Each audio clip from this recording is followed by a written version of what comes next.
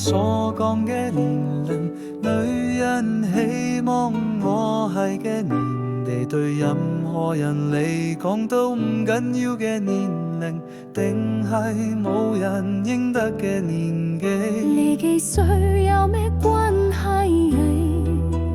你嘅真實年齡對你嚟講有咩關係？只要你唔係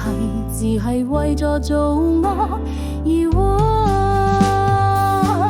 唔好只係為咗累積財富而過你嘅人生，無論你有嘅少少或者多，都要開心。當我哋死咗，我哋冇嘢帶去死後嘅世界，連我哋嘅身份證都會去垃圾桶，或者留喺其他人身邊。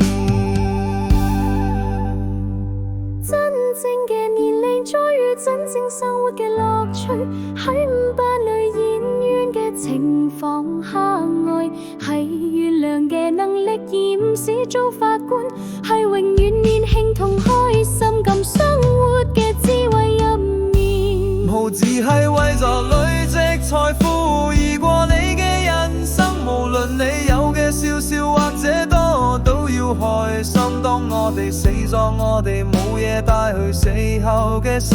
界，連我哋嘅身份證都會去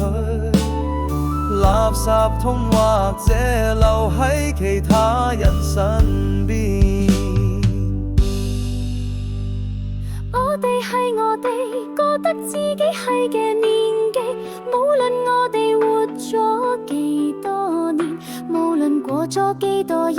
都冇警告，但係我哋每日都可以慶祝嘅幸福。唔好只係為咗累積財富而過你嘅人生，無論你有嘅少少或者多，都要開心。當我哋死咗，我哋冇嘢帶去死後嘅世界，連我哋嘅身份證都會去垃圾桶，或者留喺其他人身邊。